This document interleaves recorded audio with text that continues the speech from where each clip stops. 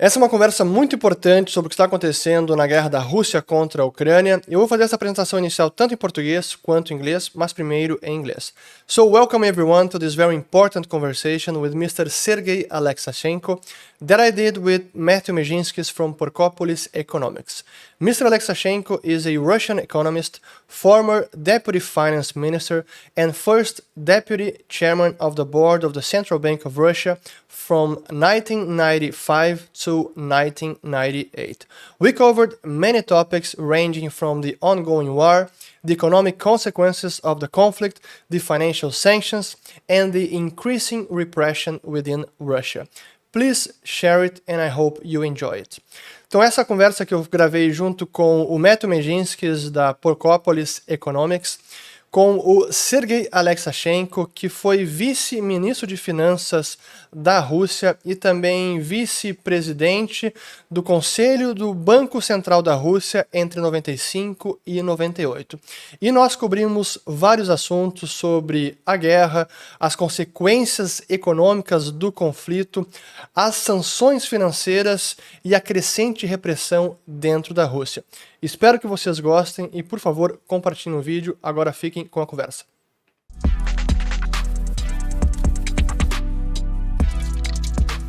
Sergey, thank you very much for coming on the show.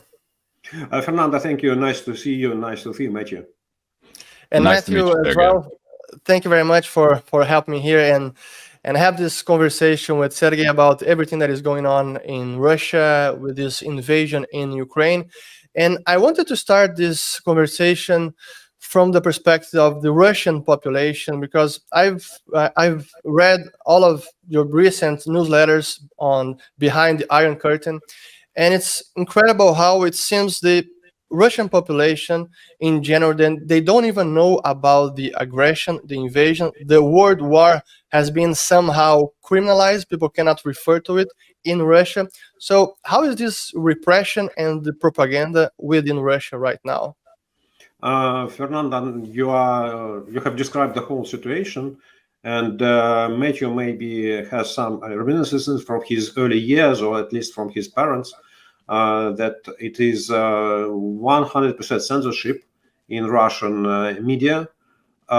In the last 2 weeks, when Putin started the invasion of Ukraine, he demolished all independent media. He criminalized any publication of news that tells the truth, that provide any facts about the war. And if you watch Russian TV, all Russian news TV is controlled by the government. So there is nothing about the war. Some very small phrases about some type of special military operations, but not describing what does it mean, how it looks like. And don't be foolish. Kremlin invested heavily in internet, and they have created several what is called troll fabrics that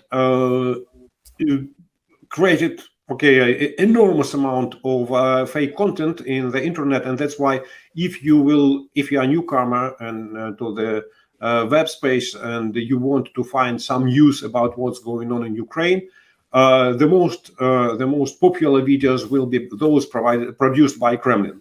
So for ordinary people, it is not, if you are not deeply, especially interested in this topic, if you are not ready to spend, let's say, significant time to investigate what is truth, to understand different viewpoints, it's okay, sooner you will not be able to find the truth and what's going on in Ukraine. So it's 100% censorship, and very cruel, at 6 to 15 years in jail if you say something in Russian media about the war.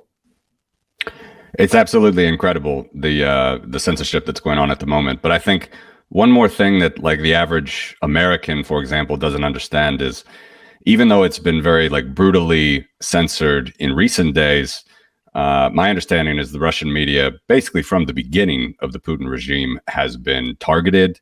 From Berezovsky and Gusinski, having their channels taken from them. It's a long time coming, isn't it? This process of censoring the media in Russia. Matthew, you are completely right.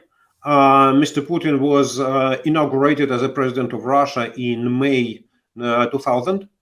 And 1 week later, he launched an attack. Not he himself personally, but KGB, FSB, Russian launched an attack against Media Most, the media empire of Vladimir Gusinsky. And after months, Gusinsky was in jail, and he was released only after signing an agreement to sell all his media to Gazprom, state-controlled company. Yes, that's one of the guidelines of the Putin's policy. That is, Putin is very stable in his views, values, principle, actions. So fighting independent media is one of his marks. So if you say Putin fights freedom of speech, you will be right any point in time in those 22 years. And what about the younger generation? Because I understand up until now, even though there's a lot of propaganda and state-produced content, there's some free internet content within Russia. Isn't it that the younger generation feels more strongly the opposition and regarding the regime, instead of in comparison to the older generation? And I refer to your recent newsletter. You published this poll by Alexei Navalny's organization, whereas it seems to be increasing, at least in Moscow, if we think these are correct, these polls, at least in Moscow, it seems that the views in Russia regarding the aggression, the regime, the economy, seems to be going less favorable to Putin. So how is the younger and older generation views regarding the whole thing? Fernando, you are very right with this question. It's a good question that helps to understand how Russian public opinion is organized. And I would say there is two splits, horizontal and vertical. Horizontal is it's your age, and let's say people above 45, because it's a sociological strata, under 45 and above 45. So people above 45, they prefer TV. People under 45, they prefer internet as a main source of information. But the second vertical line is domestic policy and foreign policy. And I would say that in recent years, the interest of public opinion to foreign policy was minimal. There was annexation of Crimea in 2014 that launched a burst of patriotism and enthusiasm and support of Putin, and that was demonstrated as a huge victory of Russia. Russia is made great again. And after that, the foreign policy de facto disappeared. It became not interesting because on state-controlled TV, all about foreign policy was about Ukraine, how bad they are, so blah, blah, blah, but not explaining what's going on in the world. And even the younger generation, they have no access to this information. All opposition media, I would say, including myself, we talk much more about domestic issues, about domestic political life, about domestic economy, about domestic repressions, about domestic cultural life. And we concentrated our attention and our time to these particular areas. And of course, they are more close to everyday life. And in this area, in domestic issues, there is a definite split between younger and elder generations. So the younger generations, they are more critical looking at Putin's regime. They understand better what Putin is doing. There is less support of Putin in all what he is doing inside Russia. And the elder generation, they rely on the government. Many of people who are, let's say, 65 plus, they still remember Soviet Union and dream of the past. And this split is very visible. But as related to the foreign policy, the split between younger generation and elder generation is much less visible. There was a poll of Levada Center in end January, let's say 1 month before invasion, and it demonstrated that there was a question, who is to blame for the escalation on the Russian-Ukrainian border. And in fact, younger generation said that 7%, is Russia, while elder generation said is 4%. So the difference, and let's say 40% said it's the West, 20% said is Ukraine. So you see, the difference was not very great. So, and that's why today I want to repeat, the war is it's unknown war for the Russian public opinion. Nevertheless, you mentioned this poll of Alexei Navalny's organization. Yes, they did, let's say, internet poll. Maybe sociologically it's not very prudent, but it demonstrates trends. In this situation, it's not very important what is the right number, 60% or 50%, but if you see that the number of Muscovites who believe that Russia is an aggressor in this situation increased 50%, 1.5 times in a matter of a week, okay, that's a trend. If you see that the number of Muscovites who believe that the economic consequences of this war for Russia will be economic disaster increased 50%, it's a trend. Yes, and this, of course, the younger generation see more catastrophic consequences in economy because they are more linked to the modern world. They understand more what does it mean to travel abroad. They understand more what is freedom of internet. But nevertheless, even the elder generation says, yes, we believe that economic consequences will be very tough and the price Russia will pay will be very high. We want to definitely jump to, some of the economic consequences that will face Russia in light of all of this war and sanctions and everything. But just continuing on with this propaganda in the media still, do you have any kind of just jumping to the conclusion, to a big picture? I mean, what do you see then for the youth in Russia, for those that are a bit older but still, disillusioned with the state media or illusioned by the state media? What do you see is there any sort of breaking point here, or does this just go on for a long time? Oh, it's a tough question. It's a good question, but let's say, honestly, I have no answer. And it is very difficult at the moment to make any predictions on the future of Russia in any sphere because Russia is in a free fall. You see, it's like you took a bobsleigh and you go down, and it's your first time, and you have no map, and you don't know how long is your trip, and you don't know what is the end. Is it a concrete wall, or is it a soft pedal? Yeah. So you are going down with a high speed. Situation is changing very rapidly, and you cannot understand what is behind you. You just have some sights on the left, on the right, and you understand that situation is changing. The situation is becoming worse and worse, but you don't know what is the end. I think it will take some time to recognize what has changed. Yeah, because let's be honest, the number of Russians who travel abroad more than one time per year is 6 million. 6 million is only 4% of Russian population. So 96%, they don't care. You have no foreign flights, it's not a problem for us. 2/3 of Russian population, they have no financial savings. Ruble devalued, dollar revalued. What's dollar? I haven't seen it any once in my life. Yeah. So the economic outcome as well as informational outcome, they will be more visible. Let's say maybe in some areas it will be visible immediately. Yeah. For example, IKEA, one of the most popular retail outlets in Russia. Okay, they have closed their operations, and it's a disaster for the medium class. Yeah.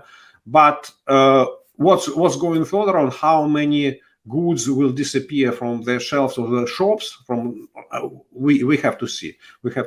And the same is with the internet, with media, with information. The most advanced people, they have recognized that they have lost sources of information. For example, it is very tough for me just to continue writing my daily digest, because the flow of news has shrunk. It's run, and it's so limited.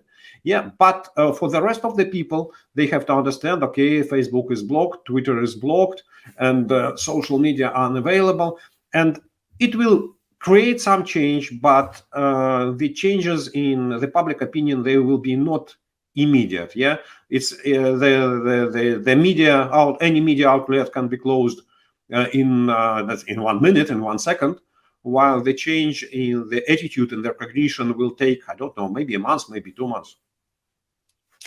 And let's talk about the sanctions now, because this has been one of the consequences of the invasion, that we know Putin was preparing for some kind of sanctions, especially from the financial part.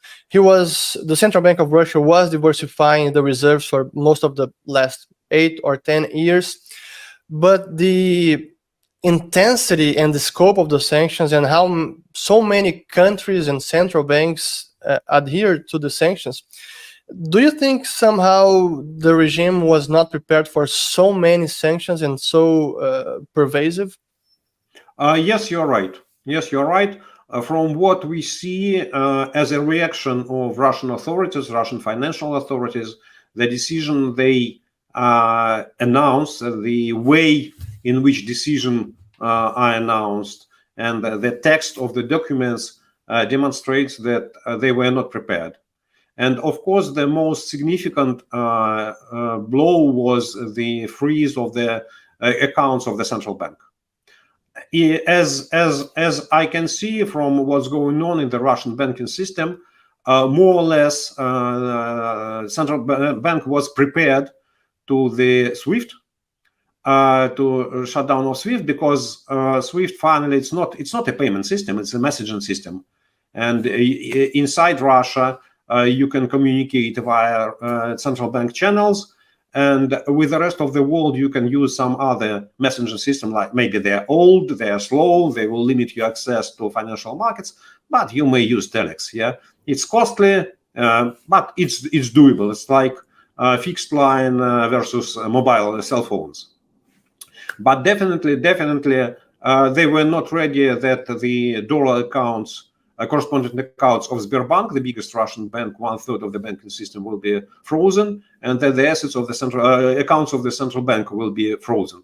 So that's definitely created a significant effect on Russian financial system, and we may say that the domestic foreign exchange market has collapsed.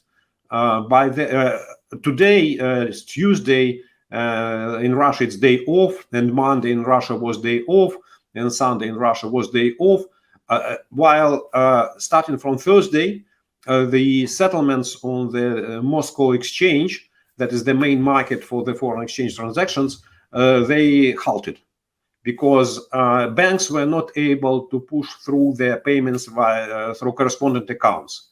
Yeah, and that created the situation when there were several exchange rates. There was an exchange rate of the Moscow exchange, that is official central bank rate, and there was an exchange rate of the Bloomberg that was where dollar was 15% higher, and that demonstrates that but they were not prepared, and up to now they don't know how to deal with it, and so the pressure of sanctions will mount from day to day, because even when I say that correspondent accounts of Sberbank, the correspondent account is a way how Sberbank or any Russian bank communicate with the rest of the world when making payments in dollars. It's done via correspondent account in US banks, and that means that Sberbank cannot make any transaction in dollars, and it will be in effect only in 2 weeks. So it was announced, and US Treasury gave 30 days to shift clients and so on and so forth. So it's understanding that this is inevitable creates a panic on Russian financial market. And the ruble exchange rate it's collapsing. I mean, yesterday it went all the way to almost 140, at least on the official market that I've seen. But perhaps on the black market is even higher, 170 for each dollar. what tools does the Central Bank of Russia have to defend the ruble, given that most of the reserves are effectively frozen? Central bank is a regulator of the market, and the main instrument of any regulator in critical chaos situation is to impose different type of bans. Yeah. So, and the central bank is doing this. First of all, the central bank stopped all trading on the Moscow exchange in stocks and bonds. So if you own shares of Russian companies, of bonds of Russian Ministry of Finance inside Russia, you cannot sell them because the exchange does not operate. Second, central bank imposed a ban on foreign exchange transaction of Russian citizens' households to their accounts abroad. So legally, Russians are allowed to keep accounts in the foreign banks, but central bank said, okay, no, the foreign exchange should stay in the country. Then the central bank banned transfers to your relatives. So if, for example, you work in Russia and you have high salary while your parents live somewhere in, I don't know, in Bulgaria, in Turkey, in Thailand, or your kid is in UK, German, French, American, Finnish university, and you need to send him funds, you cannot do it. You can send $5,000 per month, and that's a limit. Then President Putin imposed a ban on transactions, on foreign exchange transfers for the companies and residents of 52 non-friendly countries. So 52 countries joined sanctions regime. Russian government declared them as non-friendly, and that's okay. All European Union, United States, Canada, Australia, New Zealand, and so on. And so that's the main instrument. Do not allow foreign currency to leave the country. It seems to me that all these measures to counteract the sanctions and the freeze of reserves is having such an impact in the capital markets in Russia that is turning the country into a virtually uninvestable place. And it might be this way for years to come, even after the war is over. How do you see this playing out? I know it's difficult to predict, but it's a difficult scenario for Russia's capital markets and for Russia's economy. Fernando, yes, you are right that Russia is ousted from the Western financial markets immediately. So effective the day of invasion, and it will last for years. Russia experienced such situation after the financial crisis of '98, and then after annexation of Crimea in 2014. In '98, it lasted somewhat like 3 years before Russian economy recovered and started to demonstrate significant economic growth, 7-8% a year. And in 2014, the impact of Western sanctions lasted for 2 years. I'm afraid that this time the situation will be much longer, and it is related to the regime of sanctions.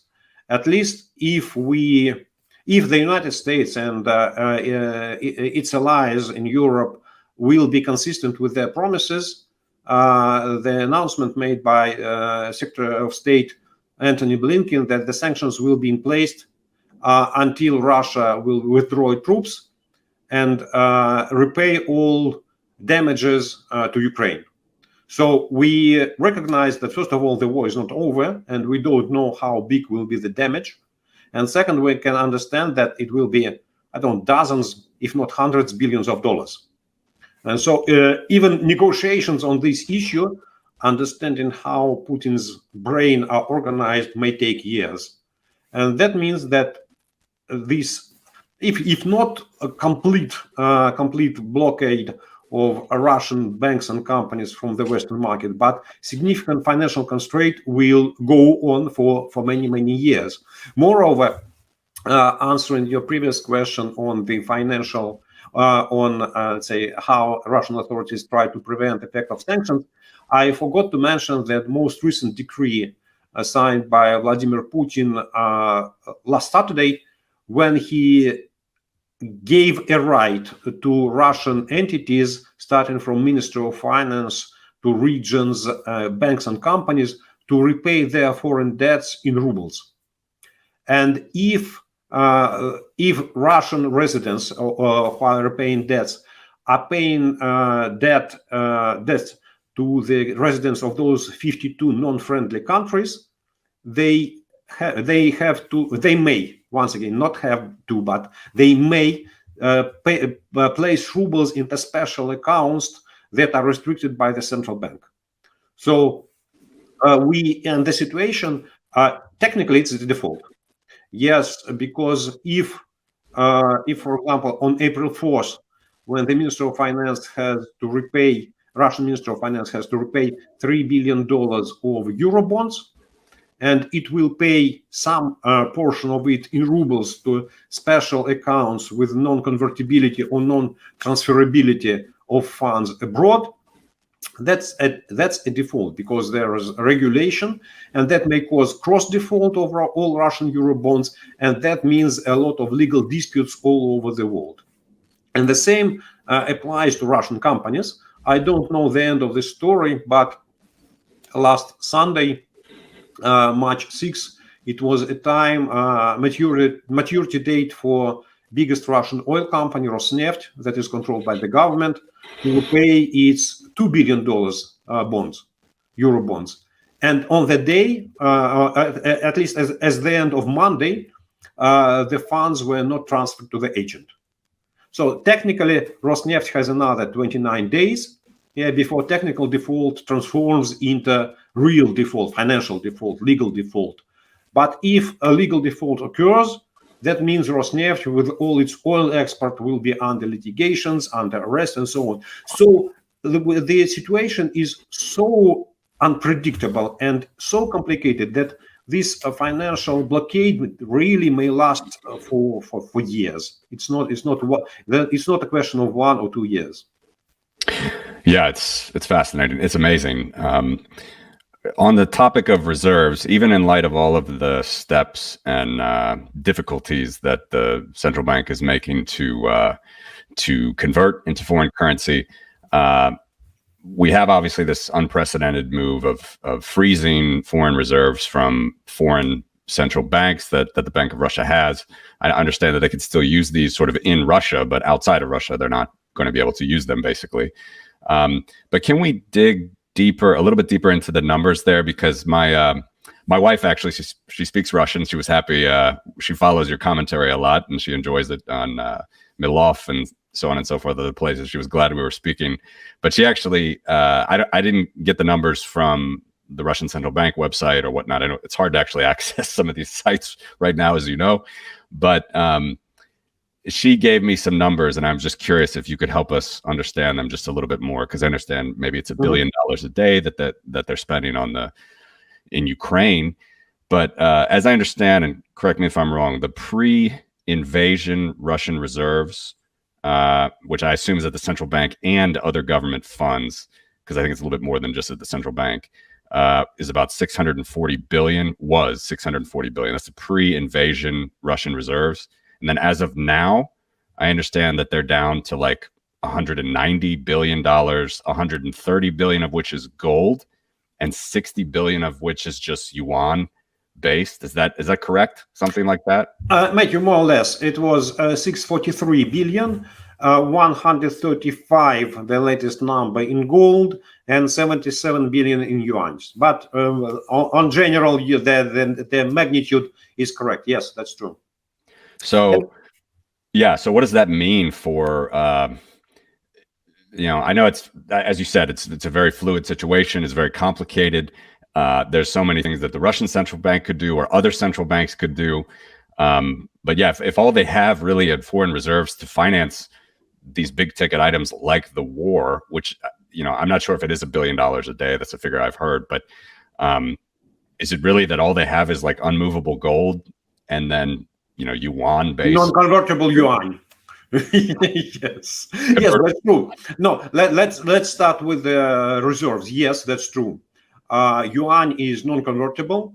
maybe for the central bank purposes in the current situation to keep its, I don't know, 10, 12, 13% of its foreign reserves in yuan. Okay, you're right. Finally, China is one of the biggest trading partner. And if you have some agreements with the People's Bank of China, okay, it's convenient policy. But in the time of sanctions, it's definitely non-convertible. And it's not the currency that is needed for the Russian financial market. So Russian banks, companies, they borrowed in euros and in dollars, a little bit in Swiss francs and pounds, but not in yuans. So, and that means that these funds, these reserves, they are non-convertible in my view. Gold is physical; it's all kept in Russia, so it's in the hands of the central bank, in the hands of Kremlin. But the gold, physical gold, you have to sell it. Yeah, and we have to understand that it is 2,250 metric tons of gold. So it's a huge number of planes to leave Russia, and foreign planes are not allowed in the airspace of Russia. And Russia, okay, so it's not an easy story to sell this amount of gold, and it's not in, okay. And the next question: who will buy this gold? Because if the seller will be the central bank or the Minister of Finance, the dollar proceeds or euro proceeds, they will be frozen immediately. So technically, it's not an easy story. Nevertheless, I think that the situation, at least in the current account, it's not as tough, because Russia historically has a positive current account. That means its export is much bigger than its import.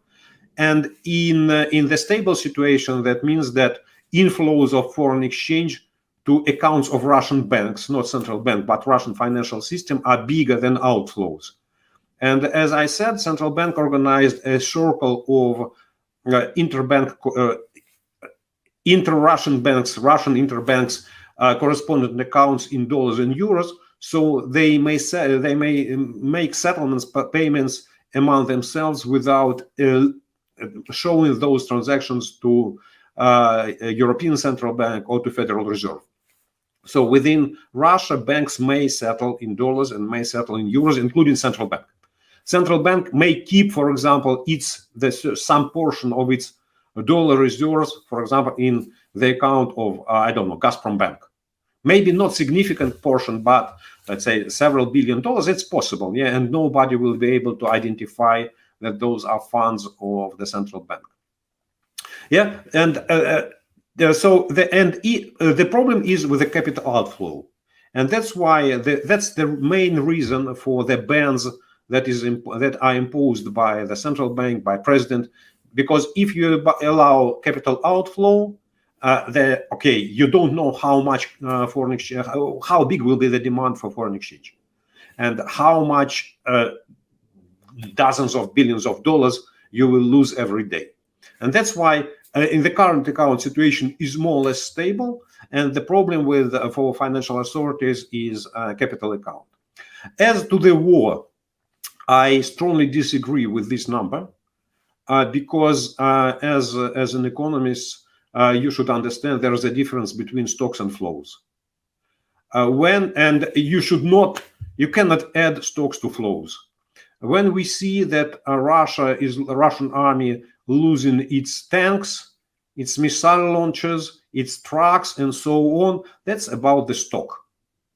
Those stocks of weapons, of machines, they were paid 2 years ago, 5 years ago, 10 years ago. But in the current calculations of the Minister of Finance or of Kremlin, their price is zero. You don't need to spend any cent, to say, okay, I need to replenish, I need to repay.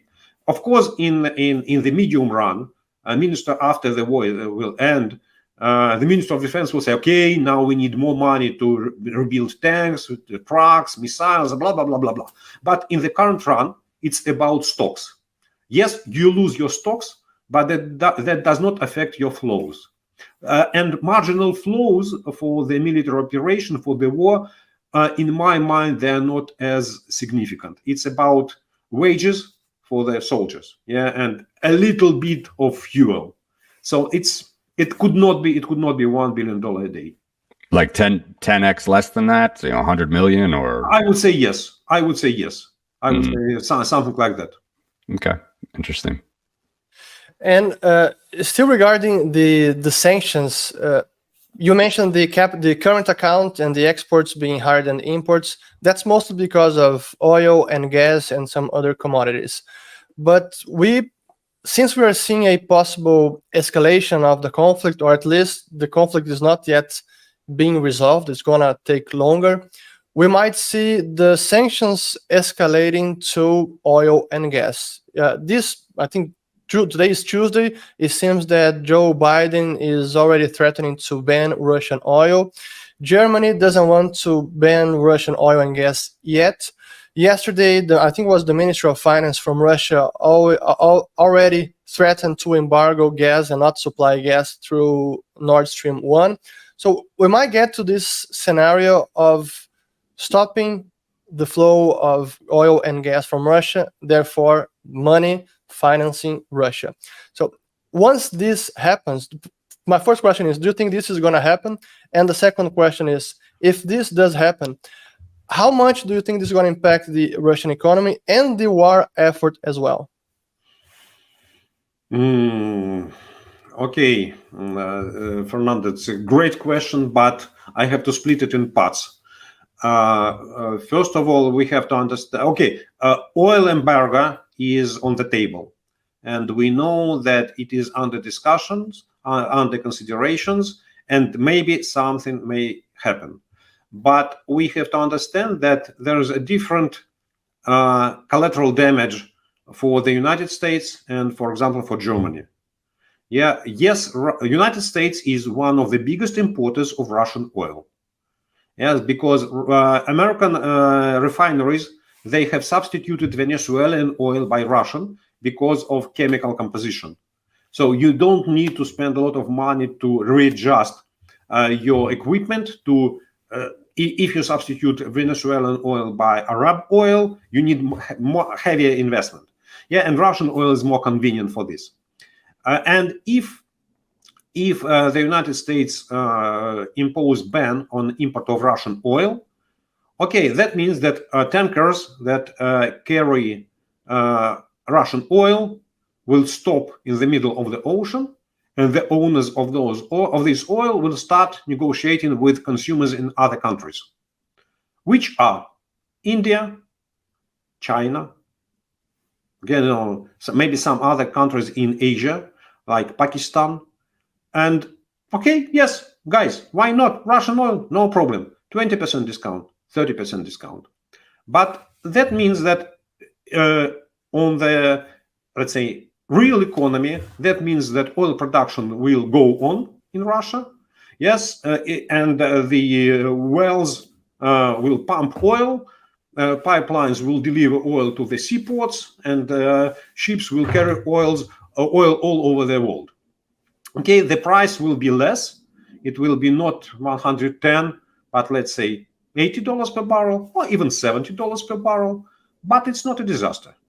It's not a disaster. Russian budget is composed for this year as zero deficit with a oil price level of $44 per barrel, and the exchange rate of something like $72 per barrel. So Russian, there will be a little bit less of current exchange or foreign exchange in the accounts of the oil companies, maybe a little bit less, or because of the exchange rate, even more ruble revenues for the Ministry of Finance, while US refineries will need to invest in the readjustment of their equipment.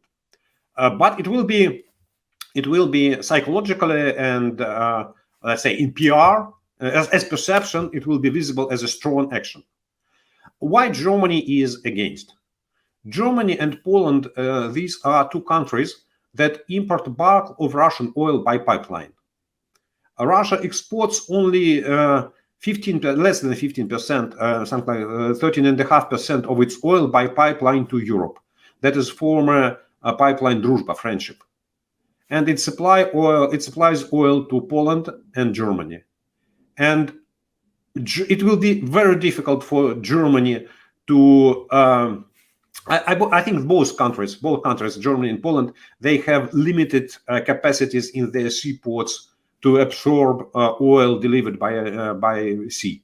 Poland definitely has no such capacities. And that means that those two countries, they will pay much higher price for these sanctions. And that's why they are against it. Yeah, because it's not an issue. Of course, the Western world may agree to substitute Russian oil by Arab oil or by, I don't know, African oil, and Russian oil will go to China. It will lead to some increase in oil price, and Western society, Western countries ready to absorb higher gas prices, gasoline prices, but it will not affect current production. Current production may be affected if Germany and Poland agree to cut their import of oil, but how they can solve their domestic problem, it's a great question mark for me. And more or less the same happens with gas. Yes, Russia supplies gas by pipeline to Europe, and it's about electricity. It's about electricity production in Central Europe, in Southeastern Europe, in Germany, and no alternatives. No alternatives. I heard about this statement of Russian Deputy Prime Minister that Russia is ready to may cut supply of gas by Nord Stream 1, and I wonder, was this statement agreed with Gazprom? Because Gazprom in this situation has two options. First, if Nord Stream is blocked by Russia, Gazprom may deliver gas to Europe via Ukraine. Their spare capacity, and so that means that Gazprom will have to pay more money to Ukraine to deliver gas to its consumers. Otherwise, if it is complete complete halt of export of Russian gas to Europe, Gazprom has to freeze wells. That is costly, and Gazprom has to go to litigations in different countries of Europe, because it has violated contracts, and it will be costly, and assets of Gazprom will be arrested. But a day before, Gazprom repaid its bonds in dollars just in time. So I think it's a more emotional statement of Russian Deputy Prime Minister rather than economically calculated and rational. Yeah, there's a lot of energy dependence still from Europe, as has been talked about a lot on Russia. I guess two questions still regarding this. It's a horrible war right now. I have friends in Ukraine. We've talked about it a lot. I really feel for all of these people. We would all love it to stop.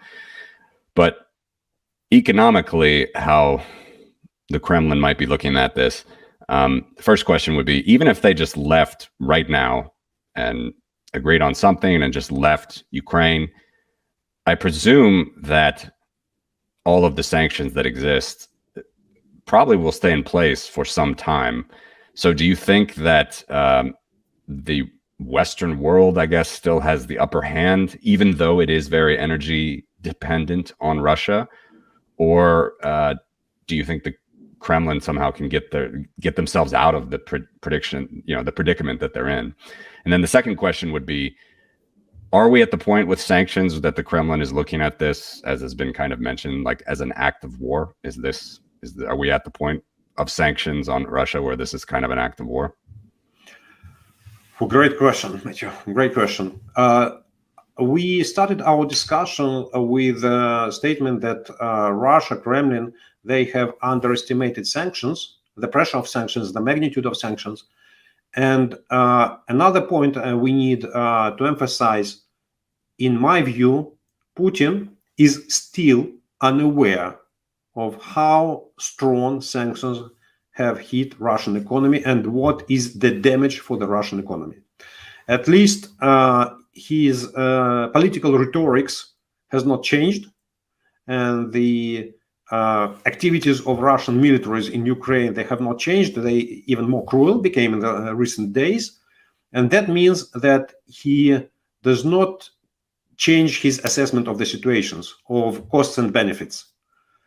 And I think that the price Russia will pay economically will be huge. And I believe that the West will not remove sanctions, even if the war ends today or tomorrow.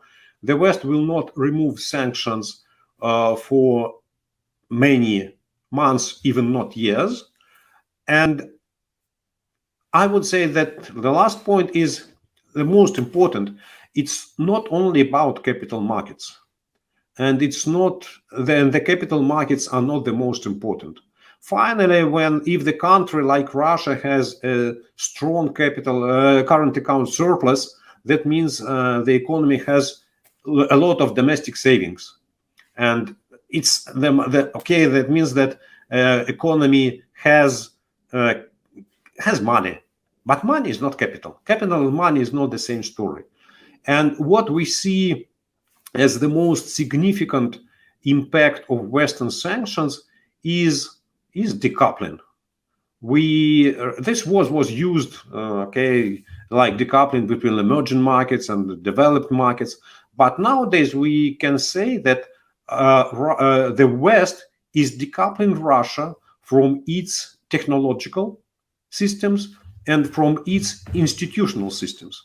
Yeah. So SWIFT is a financial institution. Dollar correspondent accounts is financial institution. Import of high-tech components for the productions, it's about technological cooperation, technological decoupling. And Russia is strongly dependent on import. Russia was never producer of technologies. The Tsarist Russia was importing technologies. The Soviet Union was importing technologies. Russia, after the disintegration of the Soviet Union, was importing technologies. And China cannot substitute the West, because China is not producing advanced technologies. Yeah, and that means that this decoupling of economy is the strongest measure, the strongest sanction that ever we have seen, because Russian economy is huge, and it has a huge manufacturing business. Russia may be happy that before the invasion, Russia produced something like 80% of cars inside the country, but they were assembly plants. More than 50% of components came from Europe and America, and all this import has stopped because container companies, they don't want to deliver containers. Shipping companies don't want to deliver containers to Russia. If Taiwan's TSMC stopped to supply chips to Russia, that means Russian companies, they cannot produce refrigerators, dishwashing machine, washing machines, micro ovens. All of this requires these chips. Maybe not the most advanced chips, but Russia does not produce them as it is, and that's why the final economic costs for Russia as a result of decoupling. If it's not, I do not discuss. I don't know the amount of compensation, reparations to Ukraine. It's about what is the damage. What is the damage for the Russian economy out of decoupling? It will be tremendous. And okay, if you say it is economic war, yes, it is. Yeah, it's a hybrid war. Yes, the West, the United States, the Europe said, okay, Russia, Putin, we will not fight with you because of Ukraine, for some other reasons, because we understand the price of this war, but we are ready to fight with you in economy as a hybrid war, and you will pay the price. So I would say that economic war is the right word, because the decoupling is this much stronger instrument than financial sanctions themselves.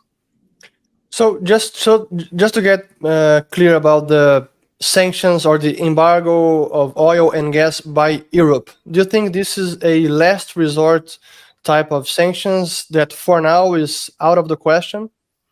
Fernando, if I am a decision maker, sanctions is an instrument of diplomacy, and you have a set of sanctions that may affect different sectors of the Russian economy. And I would not use oil and gas sanctions as the most efficient. In any sanctions, you have to measure costs and benefits. And those sanctions, they're not the cheapest one for me if I impose sanctions. I will choose some other. Okay, perfect. So I want to refer to something you wrote yesterday, which I found very interesting. You said that the Bolsheviks are back. And I agree with you that the capital in Russia, this is very important. I mean, the stock of capital, meaning the factories, companies, real estate, machinery, equipments. And when all of these Western companies and global companies are leaving Russia, they're leaving a lot of this real estate and real assets behind. And they might be taken over by private Russian companies or even state-owned companies. So we might be seeing, as you wrote, a nationalization of assets in Russia. This is also something very concerning for the Russian economy going forward. Can you elaborate a bit further on this aspect, what you mentioned, the nationalization of assets within Russia? Yesterday it was Sunday, yeah, Monday. It was Monday. The chief of staff of the Putin's party, that is called United Russia, made a statement. It's not an official statement of the president, of the prime minister, of someone of the government, but that's a bureaucrat of the party, rather influential, who said that we may treat the Western companies left Russia, and we may treat it as an intentional bankruptcy. And because of that, we may nationalize those companies. So that was the statement. It's not quotation, but that was the statement. And that means that the problem that many industrial companies, many technological companies, many logistic companies that are owned by the foreigners, they will stop their operations. That means not only unemployment, but as well shortage of some goods, some services. And that means that Russian authorities, they think how to fight with this effect of moral behavior of Western companies. It's not about sanctions. It's about moral behavior. And he believes that if, for example, if Russian government will nationalize those companies, that means the Russian government will be legally allowed to operate those companies. Because if you are Western producer with a plant in Russia and you close this plant and stop all operations, okay, legally it's your property, but it's even not real estate. Yeah, it's a stock of buildings and equipment. So to make it capital, to make it enterprise, to make it company, you need it to operate, you need labor force, you need management. And he believes that if the government will nationalize all those companies, it legally will be allowed to operate them. But he's definitely economically uneducated person. So I look on his bio, and he does not understand that the ownership over buildings and equipment does not make the company operational. Yeah, and that means, on the one hand, that if those decisions are taken, and if the government will adopt, or Russian courts will adopt some type of these decisions, that means that foreign companies or foreign investors, they lose their property in Russia. But on the other hand, the Russia may sell those companies or to give it under management to some Russian businessmen, but they will hardly be operational. Moreover, it's legal disputes for a long time. But on the other hand, if, let's say, sometime later, let's say the war is over, the peace with Ukraine is signed, the reparations are agreed, and the Western companies say, okay, I'm ready to reopen my business in Russia, there will be an issue of restitution, how to give the property back. So it's a very dangerous way. It's a very dangerous way because it creates problems. And once again, I do not see a lot of benefits. But it's one of the demonstrations that Russian authorities, they're in panic. They are ready to make any decision that seems for them viable. If he believes that it's a good decision without any analysis, Putin doesn't like analysis. There's no any guy around him who can say, stop, you underestimate this. This assumption is wrong. He wants a yes man, yes boss man around him. And that's why this is the low quality of Russian bureaucracy on all levels. Yeah, it's unbelievable. Two more questions from my side on Ukraine. Well, really on trying to end the war in Ukraine, I guess. The first is these sanctions for everyday Russians. We know that they're censored and really not getting the information they need to stop the war. And I understand that there's like 1 million OMON police in Moscow and St. Petersburg. And that's the number I heard as far as like, protesting. And as you said, 15 years for using the word war. So protests seem pretty tough. But as far as the sanctions that are in place right now, economically against Russia, the first question is, do you think that they would hurt the everyday Russian more than the oligarch society and the Kremlin, or 50-50, something like that? And then well, let me just ask that question first. Just that question first. Matthew, I think that sanctions will hurt the upper half of the Russian population. So if we have, let's say, if we split the Russian population by income, the lower 50%, sooner they will not feel it. Of course, they will feel inflation, and inflation will be spread over all products, even foodstuff, even though foodstuff produced in Russia, but they will not be able to link this inflation with the war. At least it will not be visible for them. And in the upper half of the population, once again, the sanctions, the effect of sanctions, the effect of war, the price of war will be different. The more imported goods or imported food is in your basket, the more sensitive you are to devaluation and to inflation. Ruble has lost, the price of dollar increased, even if we take official exchange rate of the central bank, it increased by 55%. If we measure by the exchange offices of the banks on the streets of Moscow, it's by, let's say, 80%. And the prices for imported goods in the shops, they skyrocket with the same speed or even higher. Because in many shops you may hear the phrase, okay, maybe it's the last one. We don't know when the stock will be replenished. Yeah, and of course that means that you go to the shop and you see that the price yesterday was 10% lower than today, and it's visible for everyone.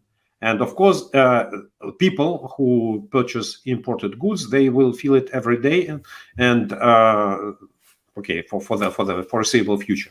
The same is with those people who are accustomed to travel abroad, to spend their holidays in Europe, or to purchase European luxury goods in the fashion shops in Moscow. You may find pictures of those shops that are empty. Shelves are empty. Yeah, so all shops are closed. All goods have disappeared, and the biggest malls, the most fashionable malls, they're okay. Nobody is inside, and that will continue. That will continue. I think that one of the effects of the sanctions will be widespread once again within the upper half of the population. It's the housing market, because the mortgage rates, they follow the interest rate imposed by the central bank. And before invasion, even after central bank has increased its key rate to 9%, the mortgage rate was something between 9 and 11, and today it's between 15 and 20. And that means that the demand for mortgages will be much lower. That means the problem with the construction sector, and many Russian families will not be able to purchase a new housing. So that's our effect, and they are visible. They are visible. Once again, there are people who see the effect of sanctions every day, maybe several times per day, and they recognize very well what's going on. there are people who face the effect of sanctions, let's say, from time to time. Sergey, we want to be sensitive to your time. This is very interesting. Do you have 10 or 15 more minutes? Yes, sure, Matthew. Let's do it. Okay, great. So the second question I wanted to ask you then, following up to that is, from the Western perspective, it's all we can do, it seems, at the moment, besides, of course, the direct aid to Ukraine. No boots are going on the ground from the West, which I think is probably good at the moment, for many reasons, at least compared to how Russia is viewing this aggression and this war. My question would be, is there any, I don't know how you would, it maybe feels weird asking you this, a Russian citizen, a former central bank governor and finance minister, but is there any other sanction that you can see that would help put an end to this war quicker, sooner rather than later, that is not currently implemented? Okay, Matthew, let me come to the very end. What could be the strongest possible sanctions for Russia? Let's say 100% without this debating about in which increments. To freeze all correspondent accounts of all Russian banks in euros, dollars, pounds, Swiss francs, yens, and so on, of all banks. Yeah, not of only Sberbank, VTB, that is 50% of the Russian banking system, but of all banks. And to ban all export to Russia. All export, including consumer goods. That's it. That's the maximum of sanctions that may be imposed on Russia.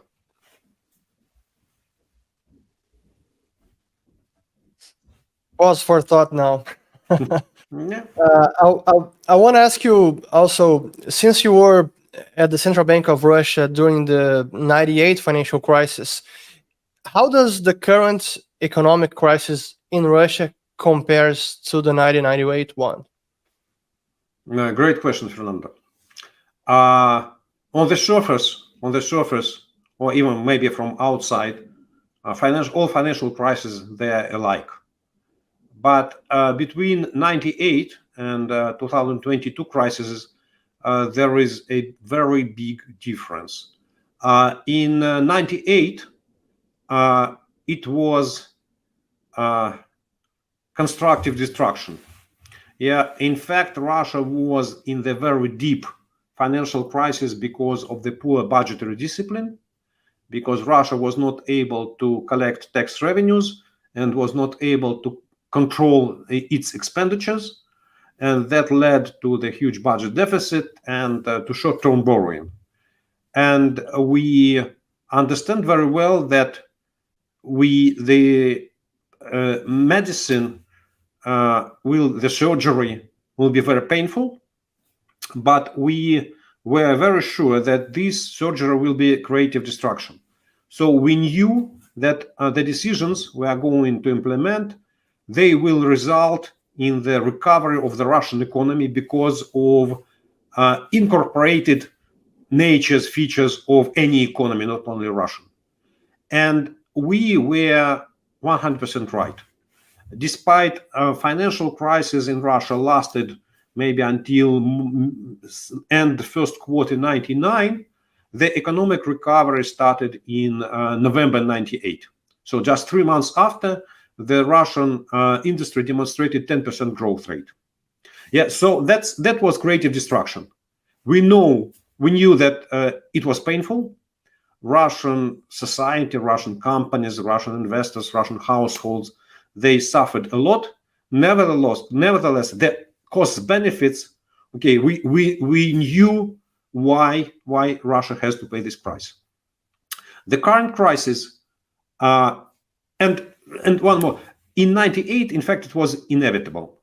Yeah, the other option for the government and for the central bank was monetary financing of the budgetary expenditures. That means hyperinflation, but finally you have to end hyperinflation by the same set of measures. Yeah, maybe you could devalue your domestic debt, but devaluing domestic debt, you are increasing the pressure of the foreign debt, which is nominated with foreign exchange. So it's not evident solution. But nevertheless, either way, you have to implement this macroeconomic stabilization plan. Today, the crisis of 90, if we talk about economic crisis of 22, it is handmade. So it's intentionally created crisis because it could be avoided. If there is no invasion of Ukraine, okay, there is no economic crisis. And this crisis does not lead to any creation. Yeah, it's a destructive destruction. So it's all measures implemented by financial authorities, despite their right or wrong, they are targeted on reducing negative effect of sanctions, not solving the problem, because the problem is not in economics. The problem is not in macroeconomics. The problem is not in exchange rate, in the budgetary discipline. Macroeconomic fundamentals of the Russian economy, they're tremendously sound. But the problem is that the problem of economic crisis is political decisions. And central bank governor, minister of finance, prime minister, they cannot affect Putin's mentality. Yeah, and that's why that is the biggest difference. This crisis is handmade and is leading to destruction, not to creation. Interesting. I have two more questions. I know that Matthew also has at least one. We could go on for longer here because it's so important to get your view, given your experience and all the you have first-hand experience in the economy in the country, and you know how the political system works. But given the rhetoric we see on the West, on the media, and some people that they say, you said that this invasion was done by Russia. So Russia didn't have to invade Ukraine. And I agree. But there's a lot of people saying that somehow the West, yes, provoked this and that Putin was left with no other choice but to invade. How do you respond to this kind of critics? It's bullshit. It's 100%, or like in Russia, we say it's 136% bullshit. Because in one of the elections, Russian Electoral Committee published a result where the sum was 146%. There is Putin is making decision about invasion of Ukraine. Putin has not demonstrated any fact that there was some preparation for aggression on behalf of Ukraine. And you should be crazy if you are president of Ukraine to invade of Russia, whose military might is definitely, I don't know, 10 folds stronger. Yeah, you should be really crazy. And there was no any significant NATO troops along the eastern border of NATO, and there was no any reasons to wait for any invasion from NATO from any Western countries. And when I don't know, I don't want to say that the West does not carry any responsibility. Of course, I started to ask this question when I still was in Moscow somewhere in 2010-11, meeting Western ambassadors from different countries. My question was, okay, guys, how do you see relations of the West with future Russia, let's say 20 years from now, when Putin is not in power? What do you propose? How do you want to build? What is your policy towards Russia? How do you see Russia? And there was no answer. And Putin, maybe because of his age, maybe because of his past, maybe of both, maybe of his virtual reality, he believes in the world of fears. He lives in the world of manias. And in his mind, Russia is the country, Russia, Tsarist Russia, Soviet Russia, his Russia, is the country that was invaded by foreigners permanently. If you look on the history of Russia from 19th and 20th century, you will be able to find, let's say, 2.5 episodes when Russia was invaded. It was Napoleonic War in 1812. It was Second World War, a Great Patriotic War in Russia in 1941. And we may debate about the First World War, about the Great War. Yeah, because it's okay. technically and legally, yes, Austria and Germany invaded of Russia, but Russia was moving first steps, saying we want to support Serbia. Yeah. So, but even if we take the First World War, it was only 3 times in the history. And if you look on the history of Russian invasions, I would say that it's about 20 times in 19th century and about the same number in the 20th century. Yeah, but Putin believes that Russia is the desirable target of the West, that the West wants to take Russia over, to grab it, to split its resources, to take control over the country.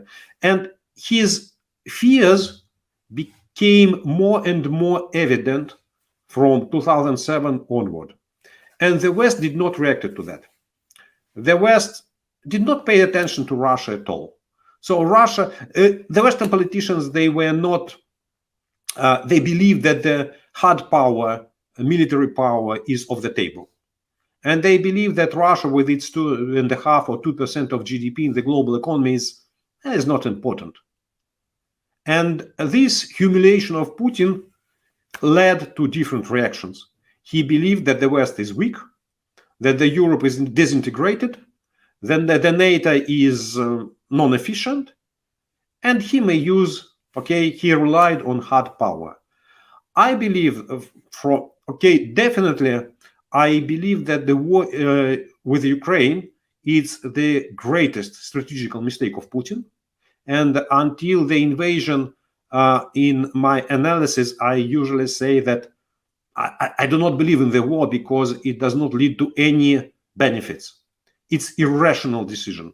So I'm looking on Putin as a politician, as a Russian politician for 22 years. And I thought he was rational in any of his decisions before that. I could explain why he did this or that. Invading of Ukraine is irrational decision, because if you are, I really believe that he was afraid of NATO. He is afraid of the United States. He is paranoidally afraid of war, that the United States wants to launch a war and grab his territory and remove him from power. But if you want safety, if you want security, the best way to reach a security is to agree with your opponent, is to negotiate with the opponent on your about your concerns.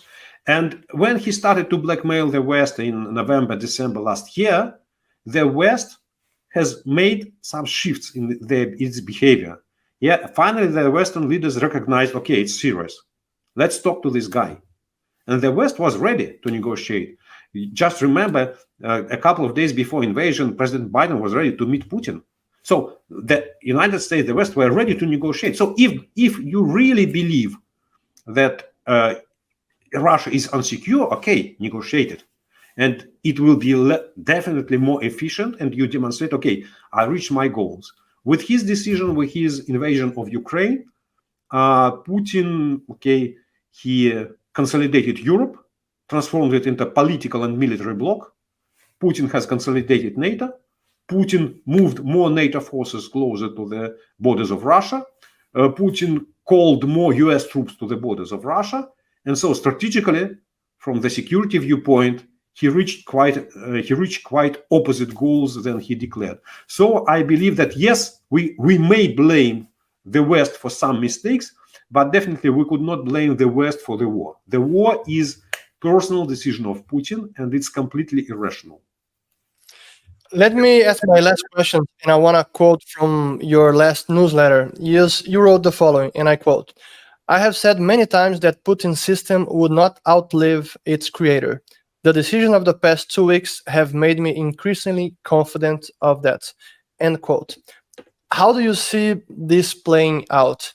Perhaps a state coup within Russia, or I want to have you elaborate more on this sentence because it's powerful. It's a great question. It's $1 billion question, or even $10 billion question. We don't know how Putin's system will end. Definitely, nobody knows. But we know very well that all dictatorships end. We don't know what will be the next. And when I say that the Putin system will not out-survive his creator, I mean that the system we see in Russia today is the system where Putin is playing the role of all checks and balances. He is the centerpiece of the system, and without this system, internal tensions, internal conflicts, internal counterbalances, without this center element, they will destroy one another. So the system will collapse immediately, despite who is the next leader of Russia and despite what is his political orientation. Yeah. So, and if historically we debate how dictatorship ends, it's there are three main, or let's say two main ways. First, it is natural issue. As all human, Putin is a human being, and he may end his life sooner or later, and nobody knows when and why. Second, it's about coup d'etat. Yeah, so people around him, people close to power, they are more rational than himself. They recognize that the damage he brought to Russian economy, to Russia as a nation, as a country, is so huge that every next day of his staying in power creates situation even more tough for the next generation, for their sons, for themselves. And they remove him from power one way or another. And the third way, it is when it's once again, it's historically that very often dictators lose power when they start unsuccessful war. And I'm not sure that Putin has any end game vision with the war in Ukraine. Yes, Russian army is much stronger. Yes, Russian army may defeat Ukrainian army, but that is not the end of the war. Because the end of the war is capitulation of Ukraine, some capitulation act signed by the legitimate president of Ukraine, which in my mind will not happen. And that means it's about occupation of Ukraine. It's about guerrilla war. We see how courageous Ukrainian citizens are. They are ready to resist, even in the occupied cities, against Russian militaries. And the price of guerrilla war will grow up. And that's why this will destroy economy more and more. But the end story is that the burden of the war will destroy dictator. So that's I would be happy to say that I see the scenario of the political unrest in Russia, that Russian citizens will go to the streets with anti-war marches and protests. Unfortunately, history does not support this hypothesis. It's a very, very rare case. Even economic troubles, they do not cause political changes. Yeah, it's fascinating. It's really wild times, and just Godspeed to everyone in Ukraine. Sergey, I just have two more questions, kind of quick, I think. The first one's backing up to the sanctions again, and it's kind of a historical one. I've always been fascinated with Cold War history, novels, spy craft, and these things. It is my understanding, and I think I've read it in enough books, that after the fall of the Berlin Wall, when the KGB was dissolving, it basically it had a really vast array of slush funds and shell companies and networks outside of Russia. And I'm wondering, and my understanding is, obviously Putin being the KGB man, I believe that network certainly still exists if it's not strengthened. Is there anything there where they may be able to evade sanctions, even though we think we know where the bank accounts are? We know that Putin has so many cashiers, as they're called, so many shell companies in front of him or behind him. Is it so that the web of slush funds and outside sort of shell companies is quite large for the Kremlin? Do you have any thoughts on that? Let me start with the first part, with the Soviet Union and KGB.